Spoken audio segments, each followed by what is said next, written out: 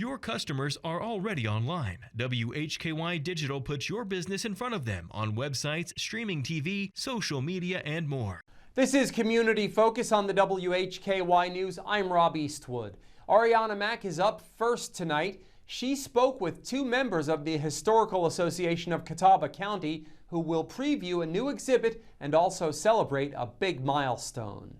Of Catawba County joined WHKY to invite us all to a new exhibit and the organization's 90th birthday celebration. With details, Alyssa Ball and Executive Director Susan Holbrook. So the Historical Association of Catawba County, our mission is to preserve the artifacts, the places, and the stories of the past so that we can share them with the future generations and learn from where we came from. So the America 250 exhibit coming August 5th is called The People of Colonial North Carolina. And the objective of this exhibit is to tell the stories of the diverse communities that made up the revolutionary communities. So not only talking about what you read in the history books, but learning about women's roles in the Revolutionary War around here, learning about the indigenous people's roles, learning about the enslaved Africans' roles, learning about the freed Black people's roles, all kinds of different people groups that made up the revolutionary communities that were critical to the entire war effort. I hope that they're going to reflect a little bit on some of the decisions, the hard decisions that had to be made to even join into the American Revolution. I think looking at the ordinary people and what it meant to them and their lives, how would it have affected you to have to make that decision? That's what I'm hoping that they're going to get from it. So August the 13th, we are going to have our annual membership meeting, but also that is our 90th birthday celebration. So we're going to have cake, and we want everyone in the community to come see what it is that we do. If you've not been in the Museum of History, it's a great opportunity to see what we do for our community and why it's important for us to continue what we do. So we're going to celebrate with cake, special programming. We'll have our new executive board will be sworn in, as well as our new board members that day as well. Stay tuned with the Historical Association of Catawba County at their website and social media. Reporting for WHKY, I'm Arianna Mack. Thanks, Arianna.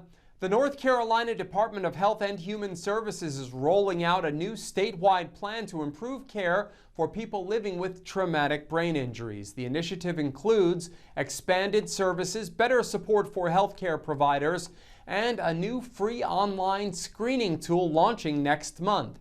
WHKY's David Cedrone has more. Thank you, Rob Eastwood. The North Carolina Department of Health and Human Services has unveiled its 2026 through 2029 Traumatic Brain Injury State Action Plan. Health officials say traumatic brain injuries can affect memory, movement, emotions, and everyday life. In 2024 alone, more than 32,000 North Carolinians were treated in emergency departments for traumatic brain injuries. More than 8,200 people were hospitalized, and over 2,600 died from brain injury-related causes. One of the plan's first initiatives is a free online brain injury screening and support system. It's set to launch on August 1st. Officials say the tool will help identify possible brain injury challenges, connect people with available services, and improve statewide planning. The department says the long-term goal is to expand access to care, strengthen support for patients, caregivers, and healthcare providers, and help more North Carolinians with brain injuries live independently in their own communities. I'm David Cedrone for WHKY News. Thanks, David. Trail lovers, take note. A stretch of the Fonta Flora State Trail near Lake James is rerouted while Duke Energy builds a brand new access area there. The detour has been in place since last October. It runs through the end of this year. The good news, you can still hike up to 0.4 of a mile in each direction toward the construction zone for some of the best lake views around.